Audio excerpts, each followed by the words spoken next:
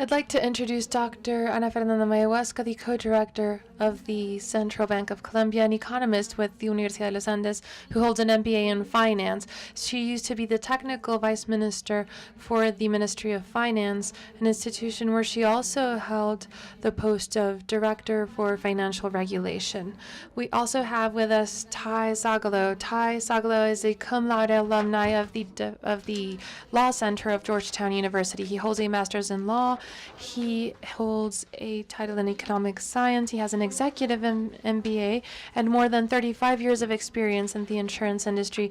He's also known as a worldwide expert in the insurance industry. He's the founder of Innovation Insurance Group and Lemonade Insurance Company, an insurance company for a home insurance company who recently won the world record of solving damages in less than 3 seconds thanks to the use of robotics and AI. Lemonade is also known for behavioral economics, for incorporating behavioral economics in every process. So welcome, Ana Fernanda and Ty. Okay, I'm switching to English. So thank you very much for the invitation to participate in this event, which I'm really thrilled that we are holding, and thank you to all the organizers, Banca Las Oportunidades, Fase Colda, etc., for taking the initiative in organizing it. And welcome, Ty. We are so happy to be able to listen to you. I hear that you've been here already for some days. Yes. Buenos tardes, Bogota. I think Estoy muy feliz de estar aquí. we have it's not working. Okay, so that you've been practicing your Spanish, so I hear. This and Donde está la biblioteca is really the only thing I know. That's probably much of what we were expecting anyway, since you've been for a short. This is your first time in Colombia, I'm guessing. Yeah. Yes. I've been here for a couple of days, and on Sunday. Oh wait a minute! I'm supposed to do this in Spanish. This is not going to be easy for me. Okay. El domingo camina por la septiembre y come oblea. Well. If you ate oblea, you don't need the Spanish anymore. You're done with our experience. This was my total thing. But it was magnificent. Magnificent city, magnificent churches, magnificent museums, fabulous food. I think the only risk in coming to Bogota is never wanting to leave. Yes, that's what we used to say. Well, so we have an extremely interesting story to listen from you today. So I'm going to try to start now so we can hear from you and not anymore from me. And to start, well, you already saw the video, but I'd like you to walk us through how can you describe Lemonade's business model? How is it that you innovated in this business? So we can sort of learn from the basics. What was the change there? That little 3-minute video, and I apologize, it was only in English, really in some ways tells the entire story of not just what makes Lemonade not unusual and not terribly exciting, but also what makes Lemonade very disruptive, very exciting, and very unique. I'll start off with the unexciting part. So for those, first of all, how many of you have heard of Lemonade? Fabulous, fabulous. You know, I do chats like this all around the world, and I always ask that question. I am constantly amazed that normally more than 2/3 of the audience have heard of this little company that hasn't been around even a year. In fact, in 5 days, it will be 1 year of operations wherever I am around the world. So thank you for the Google gods and everyone else that is making that happen. But for those of you that are not familiar with Lemonade, first let me start with the basics. It is a homeowners insurance company. It sells homeowners policies, renters policies, condos, and co-ops. It is not a broker. It is not a managing general agent. It is a full-fledged, regulated and insured, regulated and licensed, rather, insurance company. It is InsurTech. So that's sort of the boring part. We're operating in 4 states in the United States: New York, New Jersey, Illinois, and California. We're licensed in about 18 states, representing more than half of the U.S. population. But I think you're more interested in the cool stuff. Yes, what we really like to listen to is what was your vision? How is it that you thought that this innovation was necessary, useful, or what inspired you in this process, let's say? What was it that you were trying to change? So what is the disruptive part of Lemonade is not really the insurance product itself, as I just mentioned. The disruptive part is the business model and the creation of a new type of insurance company, a new type of business for an insurance company that has never been created in the history of modern insurance. And the problem that we began to solve, right, the job to be done, to use innovative language, goes back to the Urban Dictionary definition of insurance. Now, the Urban Dictionary is a very big thing in the United States. I don't know how well it's known here. By a show of hands, how many people have heard of the Urban Dictionary? All right, so just a few. So the Urban Dictionary is a mechanism in which people submit what they believe is the true definition of an industry. It is what's called wisdom of the crowd, if you've ever heard that phrase before, right? So, and in the shared economy and the economy that we've been talking about all through today, it is not institutions, it is not professionals that tell us the truth anymore. We tell each other. And so the Urban Dictionary is wisdom of the crowd definitions. And so people were asked, what is the definition of the insurance industry? And the wisdom of the crowd said what the insurance industry is an industry that involves making promises to pay people later that are never fulfilled. And this notion of insurance has gone back hundreds of years. I don't want to misquote him, so I'm going to take out my piece of paper here and quote Fernando del Marco. Now, Fernando del Marco was a merchant in 1384. And in 1384, he was writing a letter to his wife about insurance. And this is what he had to say in 1384. For when they insure, it is sweet to them to take the monies. But when disaster comes, it is otherwise. And each man draws his rump back and strives not to pay. That sounds familiar. And by and large, folks have been feeling that way about the insurance industry for hundreds of years. So the concept of Lemonade was to change that, was to come up with a model where there was a trust between the insurance industry and the policyholders. And there's really 4 foundations, 3 or 4 value propositions for Lemonade. So the first foundation was to change that dynamics. And there is an inherent defect in the modern insurance model. And by the way, as you heard, I have been in traditional insurance for 33 of the 35 years that I have been in insurance. So I was, the man, right? So there's an inherent conflict with the traditional insurance model, whereby for every dollar that the insurance company doesn't pay in a claim is one more dollar to their profit. For every dollar an insurance company does not pay in a claim, it is one less dollar that goes to the policyholder. So the first thing that Lemonade decided to do was to eliminate that conflict of interest. So instead, our model is that we just take a 20% flat fee, 20% off the top. We do not profit by denying claims.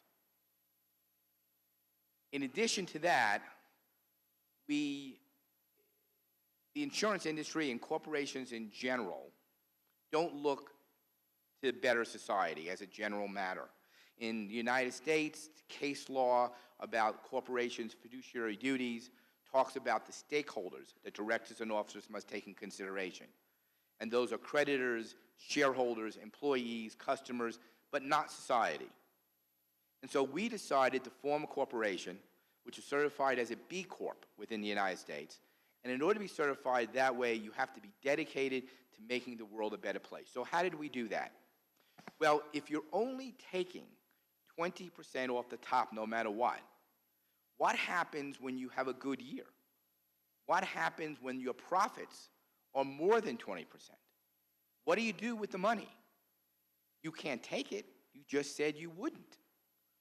So for Lemonade, our model says we give it away to charity. And not just any charity, but the charity that is chosen by the policyholder. So every policyholder, when they go on the app or they go on lemonade.com and they buy insurance, at the end, they get a list of 15 charities. And they choose which charity Pero yo is antes tenía most otro, important to ¿cierto? them. Que era mejor. ¿O no? Okay? We choose what charity is most important to them. And then, if that group is profitable, that peer group is profitable, meaning a loss ratio less than 40%, then the excess profits is given to that charity. We call it the annual give back. The third proposition is, of course, really cool technology. Our tagline is that we are a company built on behavioral economics, and I think you have a question on behavioral economics later, so there's a lot of great stories about behavioral economics, but a company built on behavioral economics and artificial intelligence. So interfacing with our customers, and 85% of the customers are between the age of 25 and 45, 65% are between 25 and 35. They do not understand, so-called millennial generation, do not understand why buying an insurance policy is any more difficult than buying a couch on Amazon. And you know what? It shouldn't be. It shouldn't be.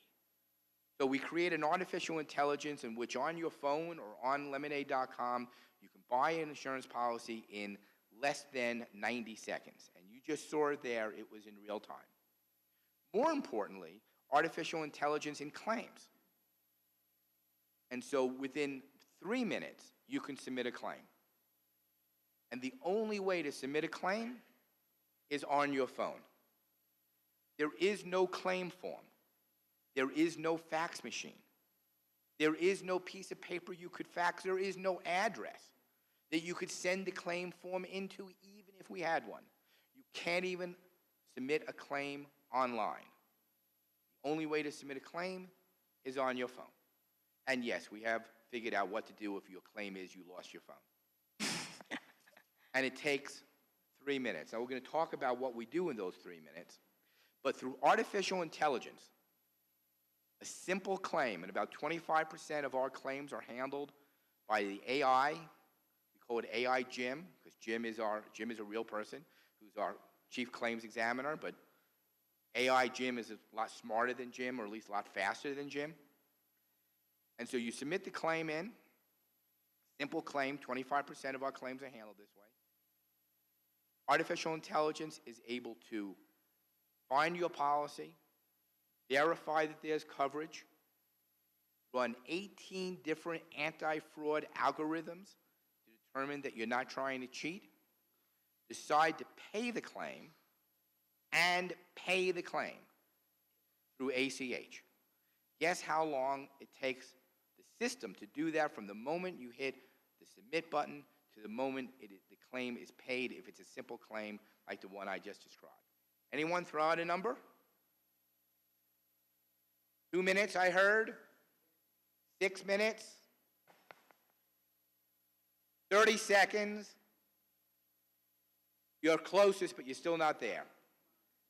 5 seconds. 5 seconds is very close. 3 seconds.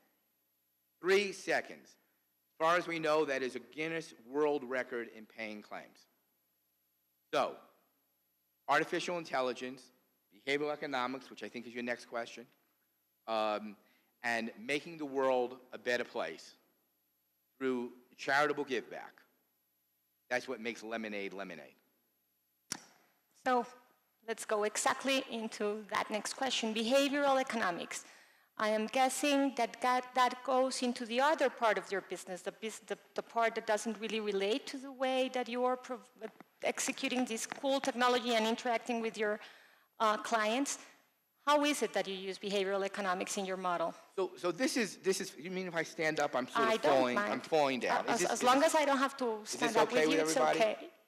So I'll sit down in a second, but I'm getting a little bit like this. I'll end up falling, and then the video will get screwed up. So Lemonade is, I think, the only insurance company with a chief behavioral officer. And his name is Dan Arlelli. He is a professor at Duke University, and he's really a guru in the behavioral economics sphere. If you haven't heard one of his TED Talks, he should.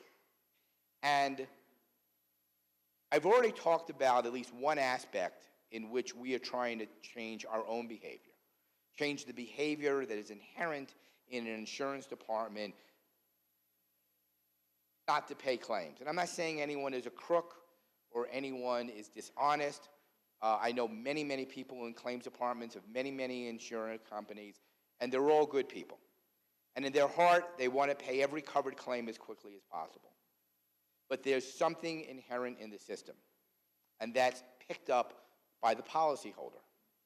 You know, a recent survey said that 25% of people will cheat on their claim forms. 25%. The other 75% have been brought up not to say such things to strangers. Okay, anyway. So, how do you change that behavior? So Dan Arlelli has a very famous experiment, which I'll tell you about. So he has a student class, and he gives them a test, and it's a math test. They have a certain number of questions to answer in a certain amount of time. Now, it's impossible to answer all those questions in the time allotted. So they do the best they can, and at the end, they go up to the front, and there is a shredder. And they take their test, and they put it through the shredder. And then they tell the proctor how many questions they got right. And they get $1, 3,000 pesos, if I recall, for every question that they got right. Now, the problem is that the shredder was not a shredder. It was a scanner. So that the professor was able to determine how many questions they, in fact, got right. And on average, people got about 4 questions right, and they said they got 6. So that became the level of cheating. So then he did the exact same experiment, but before doing the math exam, he gave them another test. And the test was to write down as many of the 10 commandments that they could think of. How many of them wrote all 10? 0. They made up a number of interesting ones along the way. And then they take the math exam. And then again, the shredder that is actually a scanner. Cheating went down to 0. No one cheated. It wasn't like the ones that remembered more of the 10 commandments, cheated less. No one cheated. And the professor called that priming the mind. It's something about thinking about your best version of yourself, what God wants you to be, before doing an activity that prevents you from cheating on that activity. So, what does this have to do with insurance? So we went to the insurance industry, and he said, your claim form is crazy. You have them write down what the claim is, and then after they do that, they sign saying everything they just said is true. Well, they're not going to go back and change it now. They already lied. He said, just take the signature line and move it from the bottom to the top of the claim form. Everything I'm about to tell you will be the truth, and insurance fraud will drop by 40%. He went into the industry, he told them, he showed them the experiments, he showed them the math, he showed them that it was true. How many insurance companies changed the location of where they put the signature line? You understand? Exactly right. 0. The lawyers won't like it. We've already filed it that way. Nobody else does it that way. That's the beauty of a startup. And the last speaker was speaking extremely eloquently about what innovation means in a startup environment and what innovation means in an established company. And that's one of the difficulties in having true disruptive innovation in legacy traditional companies. But for Lemonade, it's simple as simple can be. So in our claim form, which is not really a form, it's a chat bot, right, where you tell the artificial intelligence Jim what happened, we have, before you do that, an honesty statement that you sign, that you say everything I'm about to tell you is the truth, and I know that if I inflate my claim, the dollars that are coming to me that I don't deserve are being taken away from charity. We believe that insurance fraud will drop down significantly as a result of that. It'll be years before we can tell. And we've done one other example of using behavioral economics to try to modify the behavior of our customers. I've already talked about how we've modified our own behavior. In the claim form, you talk to the videotape about what happened, just what happened. And not only can our artificial intelligence system then figure out what happened based upon your rendition, your narrative, but psychologists will say that people are less likely to lie if they're looking at themselves in a mirror, because they believe they can tell that they're lying, and they believe that therefore other people can tell that they're lying. And so the purpose of the videotape is not just to make it easy on the customer to tell the story, but to decrease, we believe, the likelihood of insurance fraud, because people have to be looking at each other when they're looking at themselves, rather, when they're telling the story. So we've done other things, but in the interest of time, I'll just stop there. And we continue to use behavioral economics in looking at our own behavior as an insurance company, as well as the behavior of our customers. So we're going to get some mirrors for our tax authorities and change that form now that I'm listening to you. How about some other aspects of risk? Is there any other aspect of risk administration that it's different between the traditional insurance model? Or are we talking more or less about the same kind of technology in terms of risk administration? It's really cutting-edge technology. So we went out there as a company and looked at and interviewed the standard policy administration technology companies out there that serve the insurance industry. And to be polite, I'm not going to mention any of their names. One of our co-founders is a software coder. In fact, Shai Whittinger probably has the reputation of being one of the best coders in the entire world.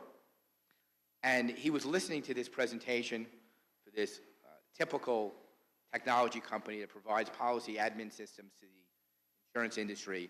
And they were saying, oh, for $10 million in 2 years, we can get you this and this. And Shai whispered to me, and this was way back at the beginning, he said, Ty, what am I missing? I can do what they're talking about in an afternoon for less than $100,000. And sure enough, we went in that direction. So I can't say that having proprietary technology is the answer for every company, but it is for us. Because as Uber sees themselves as a technology company that happens to be in the business of transportation, Lemonade sees ourselves as a technology company that happens to be in the business of insurance. So we do all our own technology out of Tel Aviv, the brightest, 20-something-year-olds that you can ever imagine. And I'll give you one fun example of the difference between when you're in control of your own technology and you have the right people, and when you are relying upon a third party who's been providing technology for decades to the insurance industry. So our number one coder on the Shah is a guy named Moshe. And at one point, we were getting close to a license in New York, and Moshe, we needed to do a lot of changes in rating and in rating formulas. And so I called up Moshe from New York, and I said, Moshe, I need you to make a lot of changes in the rating plan. And I just started rattling them off as quickly as I could. I must have rattled 12 to 15 changes. And in the background, I could hear the typewriting, the type of a computer writing everything that I said. So at the end of what was 15 minutes, I said, Moshe, do you have all that? And he said, what do you mean, Ty? And I said, well, did you write down all the things I need you to do? And he said, no. And I said, why not? And he said, well, I did them.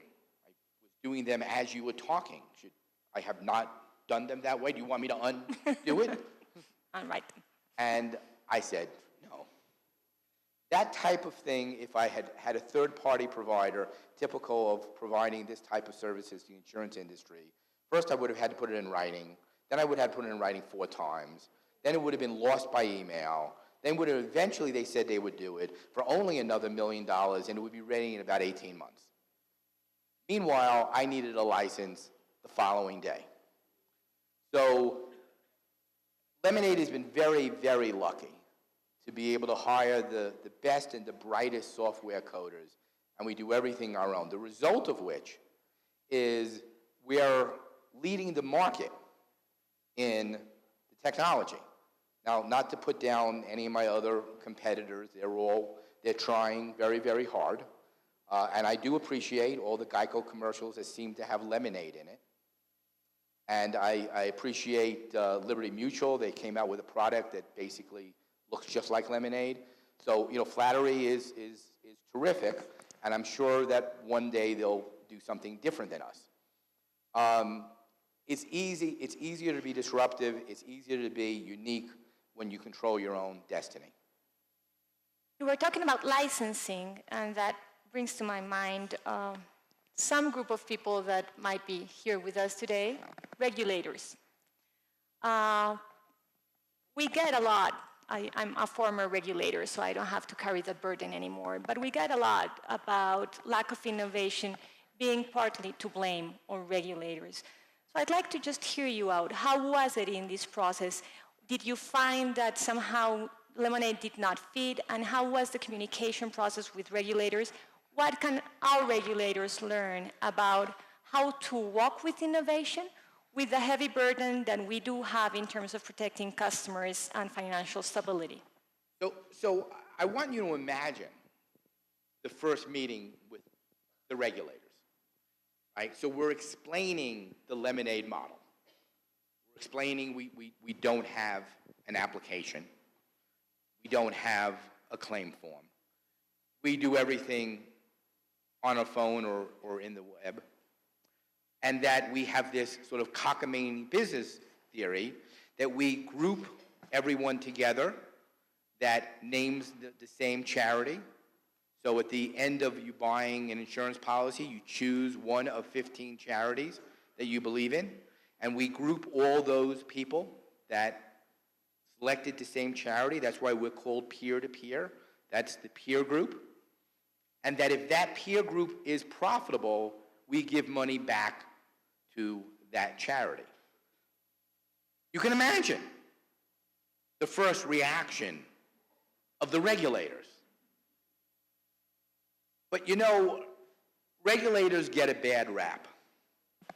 They're good people for the most part, highly intelligent for the most part, and more creative than you would think they would be.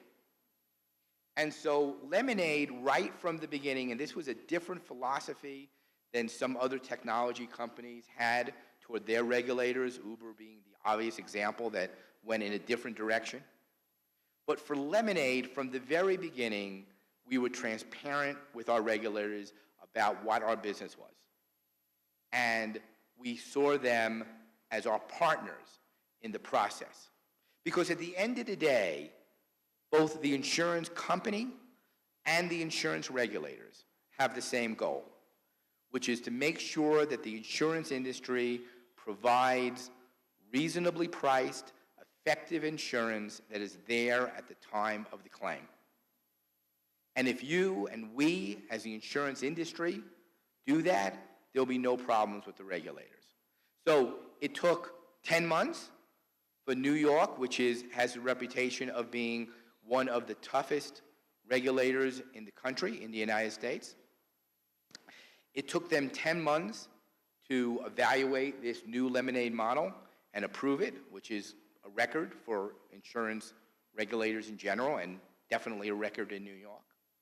It took slightly less time for the next guy, who was California, and less for the next guy, who was Illinois. And now we actually have a tipping point. For those of you that study innovation, you know the phrase tipping point. And so about last month, we got a tipping point, because not only were we licensed in states representing more than 50% of the country, but then those few states at the very beginning said, I don't get this, I don't get you, I'm just going to say no. And frankly, they were so small that we figured we'd just get back to them later. They started calling us, I kid you not, and saying, hey, so when are you going to come to our state? And it was a little bit of an embarrassing conversation, because we had to say to them, well, don't you remember you told us to withdraw the application? And then they would say, yeah, forget about that. So we're going to be taking the application out of the trash can and approving it, and it should be done in a few days. So when do you think you can get to our state again? And of course, that's a wonderful feeling. So like in any industry, there will be leaders and there will be followers. But at least in the United States, there was enough regulatory leaders that saw InsurTech and saw Lemonade to approve our business model and approve our license. So, regulators are our friends. And while we're talking about the government, I also want to say a good word about the legislators, because we wanted to go into Florida, I know. We wanted to go into Florida, and Florida had a law, not a regulation, an actual law, that had a very, very high minimum statutory capital, meaning we really couldn't afford to go into Florida. But it didn't make sense to apply that rule to companies like Lemonade that would only do renter's insurance. And so we went to the Department of Insurance and said, would you be in favor of us changing the law? Would you support us changing the law?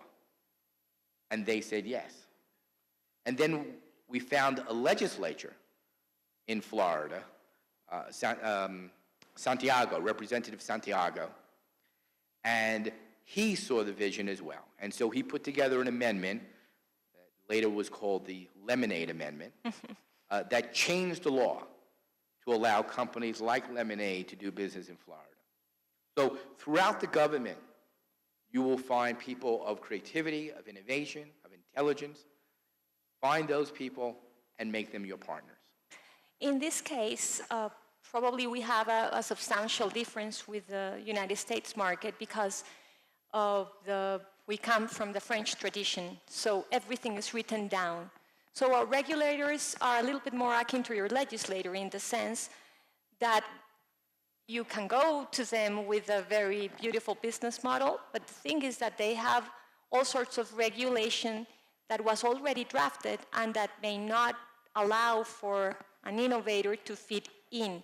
Was there a lot of regulations that needed to be written again, a part of this capital requirement that you're mentioning? The beauty of it is that other than the Florida example I just gave, we did not have to rewrite any regulation in the United States.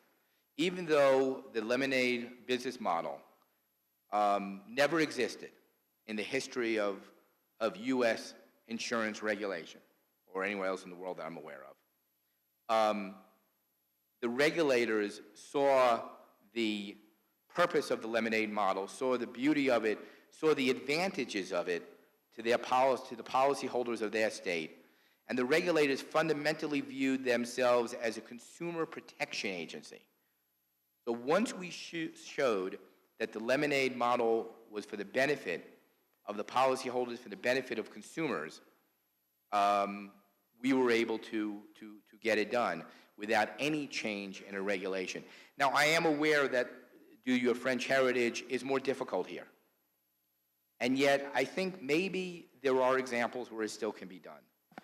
So, for example, there is a law here in Colombia, anti-money laundering law, that requires a signature. Very good law, very good law. Well, what about electronic signatures? Would electronic signatures be in per se violation of that regulation? Or can the regulation simply be interpreted to accept electronic signatures and even electronic fingerprints? So I would encourage regulators throughout this land to remember that their purpose is the same purpose of the insurance industry, to provide needed protection to our mutual beneficiaries, the policyholders. So maybe, just maybe, some of the regulations can be viewed differently without being changed. We are working on it, I'm guessing. And actually, electronic signature is part of the market. We're trying to drive down prices and get more efficiencies into the process. You were talking a bit ago about your competitors and how you see yourself probably more in a technological industry that happens to be providing our insurance services. Who are your competitors? What's surrounding that environment that it's also innovating every day that you find could be challenging or an opportunity for you to keep changing again? So that's a great question. And you know, the party line is always, you know, we don't have any competitors because there's nobody like Lemonade, which is true but extremely unhelpful. So I'll divide the world into two competitors, one group that I'm not worried about, the other group that I am. The group I'm not worried about is the traditional insurance carriers. With all due respect to all of those that are represented in this room, I love you all dearly. But I spent 33 years of my life being in charge of innovation in some of the largest insurance companies in the world. There was a point in time when AIG had more assets than most nations. It is very difficult to do true disruptive innovation within a legacy insurance system. For psychological reasons, sociological reasons, technology reasons, cultural reasons, it's very difficult. What we find is that many of our traditional carriers are copycatting us. And it's a compliment, you know, that's good. I'm not worried about copycats. One, if you're trying to be innovative, you're not telling your clients that you're innovative by copying somebody else who's innovative. And secondly, we'll always be moving the ball ahead, always to where the puck is going to be, or the football is going to be. But then there's the other category of innovators, and many of them appeared on the slides of the last presenter. Many of them are investments by Munich Re. Those guys I'm a little worried about. One, anybody that Munich Re invests in, you'd be stupid not to worry about. But secondly, those are the folks. You know, Brian Duperreault, who is now the CEO of AIG, gave a speech recently that I was fortunate enough to listen to. And he was telling an audience of this size, composed of traditional insurers, if we do not innovate, taking a line by Mike McGavitt from XL Catlin, if we do not innovate, we will become irrelevant. And we must all think like a unicorn. 3/4 of the people in the audience didn't know what he was talking about. And he said, I'm not worried about, you shouldn't be worried about the person sitting next to you. You should be worried about the person in a garage in Silicon Valley, or Tel Aviv, or perhaps Bogota. So, yeah, so far nobody has come close to us, but there are folks I'm worried about. There's another agent in this whole process, which is the reinsurer. Is there any need for innovation in that part of the industry, or is that relationship adjusted to your model? Is there any considerations about the process of reinsuring risk that needs to innovate, or that has changed actually because of your existence? So I think there's a great opportunity and a continued great opportunity for innovation in reinsurance. And I loved that slide that was up only a few minutes ago, where an employee of Munich Re says in a cartoon, the person on the phone is looking to buy reinsurance. Do we still do that? What a wonderful mental state, right? I believe that for the reinsurers in the room, if all you do is sell reinsurance, you will become irrelevant. Not today, not tomorrow, but one day soon. And so you need to be looking at, in my mind, the needs of your customers, but even more important than that, the needs of your customers' customers. And come up with new insurance products and new ways of servicing those companies through internal innovation or partnership with third parties in order to satisfy those needs. And if you do that, you will not look like the reinsurer you were 10 years ago, 20 years ago, and certainly not 100 years ago. But you will survive and you will thrive. So yes, I think there's a great opportunity for innovation in reinsurance today, and there are a number of reinsurers doing that. And there are a number that aren't. So that's the sort of challenge for reinsurance. How about the future for Lemonade? Are you looking into different branches or different geographies or different markets? So expansion is obviously a key in any business. It's certainly a key in insurance and is a key to Lemonade. The most logical expansion is first geographical expansion. And if you're in the United States, you have 50 plus kingdoms to have their king or queen or ruler bless you. And that takes a bit of time. International expansion is obviously next. We have already been approached by a number of countries on the most senior levels on when are you going to come here. I think there'll be locations where we can go it alone, and I think, frankly, there are locations where we're going to need a local partner, and we're always interested in speaking to potential local partners. Product expansion, right? Homeowners, renters, condos, well, you don't just stop there, right? If you're customer-focused innovation, and that's the only innovation you could be, you look at what your customers want. And there are certain other products, whether umbrella, pet insurance, thing insurance, et cetera, et cetera. And it may or may not be Lemonade, but I believe that the Lemonade model will work for small business commercial. And one day there'll be a really smart insurance company out there, maybe Lemonade, it may be somebody else, that will apply the model to BOPs and small PI and other small business professional. I'm going to throw a question out there that brings us to Colombia. The main feature that I'm going to use to describe our country, you may have your own free opinions, but at least in terms of financial inclusion and financial deepening, is informality. We lack information. That's basically what we don't have.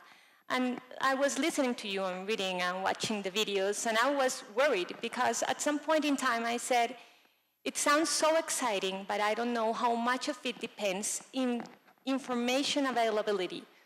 But again, listening to all your cool tech innovations, I'm thinking maybe we're just not fishing for information in all the ponds we can find it.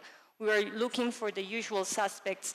And I don't know if I could pick your brain a little bit about if we may be just missing out on where the information could be in order to be able to insure more policy or to have more policy holders. There's no doubt that underwriting arises out of data analysis.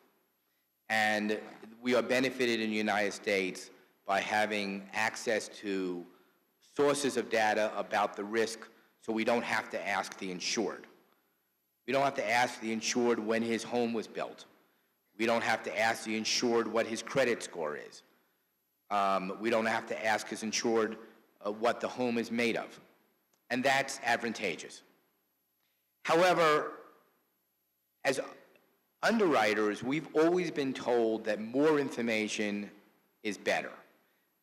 That's true, but not if you're bugging your insured. If you're asking the insured for the information, you need to ask as little questions as possible. 3 would be good. And that really challenges us in markets in which there isn't a lot of third-party data sources. The other part of your question, though, was fascinating, which is what data to look for. And here, the property casualty insurance market has been very uninnovative, right? We think that we insure the thing, and therefore all we need to do is find out about the thing, the home, the apartment, the bicycle. More that we know about the thing, that's all we need. What we forget is that we're really insuring the person that owns the thing, or the person that has access to the thing. It's something that life insurance companies obviously know everything about because the thing to them is the person. But for property casualty insurance companies, really the only thing we ask about the person in homeowners insurance is your credit score. And even that is fairly new, less than 10 years ago. And can you imagine the first conversation? Can you imagine the underwriter going to the CEO of the property casualty company and saying, you know, I want to ask how well the insured pays his electricity bill? Can you imagine what the CEO said? The CEO probably said, you do know we're insuring homes, right? And so it was a shock. It was in some ways disruptive. But it was absolutely true, because people who pay their electrical bill often and on time tend to also take care of their house better. But then we kind of stopped, right? We had one winner and then we just stopped. Well, what if I told you that Lemonade tracks how often our customers recharge their iPhone?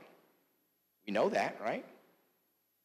And we have a working theory that says people who charge their iPhone or their Android more often will be better risks. And one day, we will be filing a rating plan adjustment based upon how often someone recharges their iPhone. So I think what the insurance industry needs to do is expand our notion of what data is important and where that data should be coming from. Well, I think that we are gonna be able to have 10 minutes for some Q&A for the public, but I want to take the benefit of the microphone for just a little while to sort of summarize things that I've been thinking about and maybe gathering lessons that I think that we could all take away. We don't have a lot of legislators in the audience, I'm thinking, but one thing that I was thinking about is that we've come to the point in Colombia in which we have so much protection of the customer's information that we have disprotected, I don't know if that word exists, the customer. So that's one particular lobby that we need to do, because we are protecting them so much that we are leaving them exposed to informal financial services with all the consequences that that brings to the kind of population that we have in Colombia in particular. To regulators, since I happen to know a little bit more in detail what our regulators have in their regulations, I think, and I don't think, no, it would be fair to tell you, We should concentrate on the what, and we should let some innovation come in on the how. We're trying to protect customers. We are not always the only ones who know how to do that. We may come in partnerships with new industries or new ways of developing services to learn about that and be a little bit more flexible. I do understand, I'm going to go into Spanish mode, that our control authorities, we call them DAIAs, Procuradurías, Contralorías, Fiscalías, y una que otra tía, go against our own process of innovation, but I think that what we need to keep moving and pushing onwards into that agenda.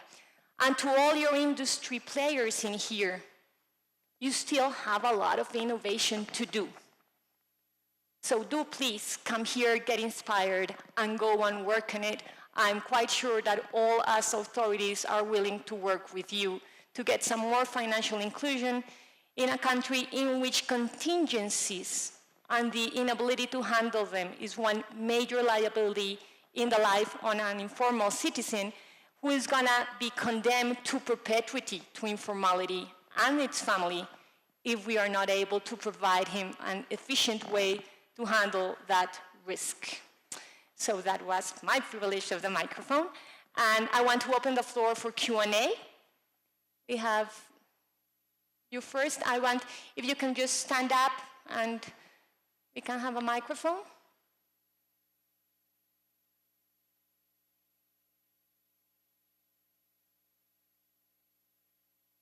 Or you can also scream really loud.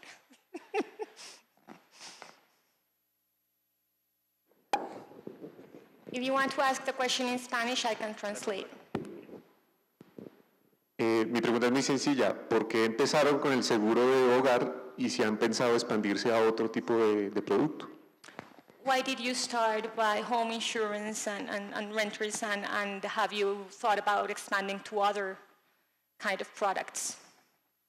So the question is, just to repeat it, when did Lemonade start selling home insurance, and are we thinking of other products? Or why home insurance? Oh, why? Okay. Home insurance? Thank you. Okay. Okay. We wanted, frankly, to start with personal lines rather than commercial lines because our business model was fundamentally about people and bringing things back to the community. Our business model was not about helping corporations make money.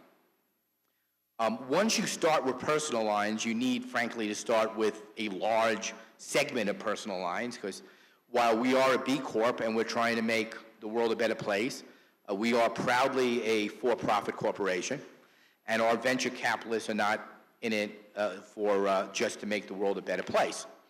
And so when you get to that point, you're only really between home and auto. And for those of you that are in the auto business or the motor business, you realize that is a tough business, and it's a complicated business. And so it was somewhat a result of eliminating everything else, and it didn't take too long to figure out that we wanted to start at home. But as I indicated, that's just where you start. You can add other policies geared to the individual. I see a lot of dogs in Bogota. I'm a big dog person myself. So there's a lot of pressure on pet insurance. Perhaps we can start here with pet insurance. I think we have another question there. Yes, was Lemonade created for the millennial generation, or you can say that it's for everybody? I'm sorry, can you just speak a little bit más lentamente porque por el micrófono no alcanzamos a entenderte? Okay. Was Lemonade created for the millennial generation, or now you can say that Lemonade is for everybody? Well, we're very proud of the fact that 10% of our policyholders are above the age of 60. God bless those folks. But the reality of it is that if you're an insurance company that is online, that the only way to submit a claim is on your phone, and you can tell by our 3-minute video the look and feel, and you can even look at the look and feel of the Lemonade logo. It is not surprising that 80% of our customers are between the age of 25 and 45. So for those of you in the room above 45, please help me increase that percentage above the 10 or 15% that it is now. We have space for one last question. We have a hand here. Can you just hold on 2 seconds for a microphone? Or not? Just, please. How does this model work in a CAT event? I'm just repeating so that everybody listens. You are a reinsurer, no doubt. You know, in some ways, Lemonade is just like any other insurance company, right? So we buy reinsurance. We buy it from, I think, some of the best and greatest reinsurers in the world, including the sponsor of this event. We buy it to a once in 350-year event, and it's a classic sort of XOL. So we can withstand the usual CAT events. We think as good as, if not better than, the next guy. Well, I think we're already short of time. So I really want to thank you very much. It was extremely interesting to listen to you and your experiences. We do hope that they take you out again. This time, if you have already had obleas, you must ask for chicharrones. And we really hope to see you back here and hopefully to bring some of your innovation to emerging markets. Thank you very much, and thank you for attention.